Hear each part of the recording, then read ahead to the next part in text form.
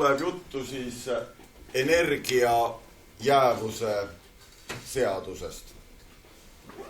See on siis, võiks öelda, kõige olulisem ja kõige üldisem seadus üldse, millega me põhikoolis teiega kokku puutume. Ja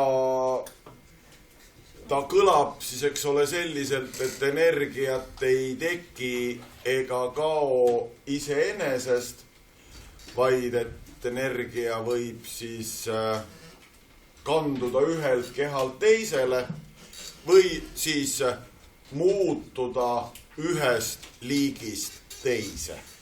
Ja kui see lause nüüd proovida panna matemaatika keelde, siis kui meil on mingisugused kehad, mida me siis võiksime nummerdada 1, 2, 3, eks neid võib olla rohkem, kõik kehad universumis võib kokku lugeda, siis igal sellel kehal on alati olemas mingi energia. Nii et see on siis esimese, teise, kolmanda keha energia mingi protsessi alguses. Ja iga keha energia eraldi võttes ei ole muutumatu, vaid see võib siis kasvada või kahaneda, muutudes siis millekski muuks. Nii et ei mahu siia rohkem, et teisel pool võrdusmärki on siis need primmidega ehk siis ülakomaga energiad vastavalt siis esimese, teise ja kolmanda keha energia protsessi lõpus. Et see on nüüd siis selle energia jäävuse seaduse kõige üldisem kirjapanek. Meie õnneks teiega nii üldiseks ei lähe ja meie vaatame teiega siis tegelikult ainult mehaanilise energia muutumist. Aga ka see mehaanilise energia ja sellus ühe keha mehaanilise energia muutumist. Ehk siis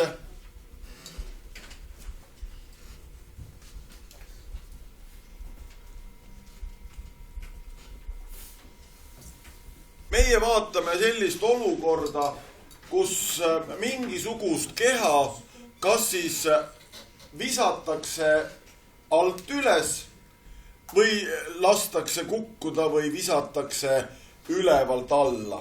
Nii et kui meil on siin maapind ja maapinnast mingil kõrgusel on mingi keha, millel on mingi kiirus. Ja siin ei olegi tegelikult oluline, et kas see kiirus on nüüd suunaga maapinna poole või on ta siis maapinnast eemale.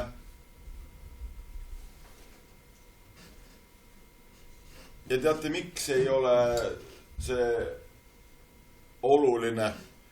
Sellepärast, et kineetilise energia valemis on kiirus ruudus.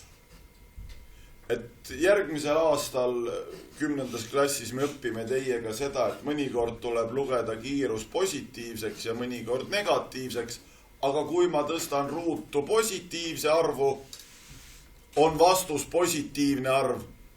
Kui ma tõstan ruutu negatiivse arvu, on vastus ikka positiivne arv. nii et tegelikult tõepoolest ei ole vahet energia seisukohalt, kas see keha visatakse siis või kukub maapinna poole või läheb maapinnast eemale, siis kineetiline energia on tal täpselt sama suur, kui tal on sama suur kiirus.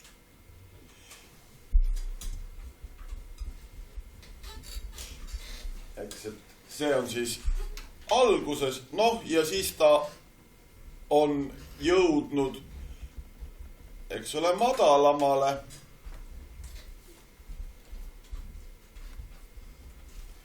Et vahet teha, paneme siia siis indeksid, et alguses on kõrgus 1 ja kiirus 1 ja pärast on kõrgus 2 ja kiirus 2. Ehk siis on ju, kui keha kukub maapinna poole, siis me teame, et tänu raskusjõu koosmõjule see kiirus kasvab, kuni lõpuks maapinnaga kokku põrkab. Ja sellest maapinnaga kokku põrkamisest räägime ka natukese aja pärast. Või kui vastupidi, eks ole, visata keha maapinnalt üles, siis selle sama raskusjõu mõjul hakkab nüüd see kiirus vähenema, kuni ta seal üleval kuskil korraks seisma jääb ja seejärel siis alla tagasi kukub. Ja see on siis olukord lõpus. Ja vot, kui me nüüd tahame kirjeldada seda olukorda alguses ja olukorda lõpus, siis peame meie kirja panema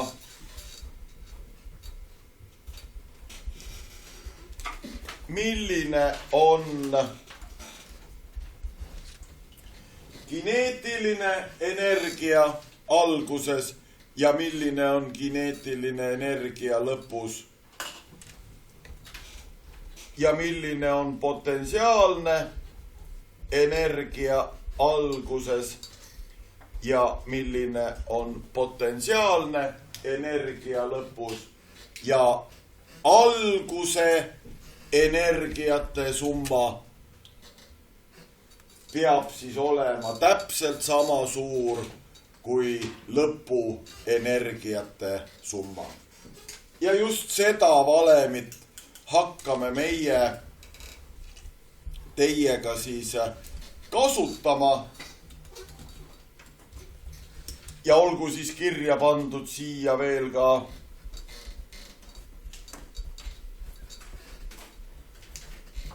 need 2 energiate valemit, ehk siis potentsiaalne energia sõltub keha massist ja kõrgusest maapinnast ja mõlemast, eks ole, võrdeliselt. Et isegi kui meil seal, ma ei mäleta, kas me teiega parandasime ära, aga mul olid seal slaidide peal oli räme viga. Mul oli pöördvõrdeline kõrgusega, peab olema võrdeline. Ehk siis nii võrdeliselt nii massiga kui kõrgusega ja kineetiline energia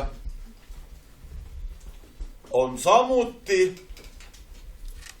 võrdeline massiga, aga ruutvõrdeline kiirusega. Ehk siis kui me, eks ole, arvutame seda algset potentsiaalset energiat, siis me võtame keha massi ja keha algse kõrguse. Kui me arvutame algset kineetilist energiat, siis me võtame keha algse kiiruse ja massi ja lõpus siis, eks ole, kõrguse lõpus ja kiiruse lõpus paneme siia energiate valemisse. Nii palju siis teooriast. Ja võtame siis nüüd ette esimese selleteemalise näidisülesande ja see on number 5.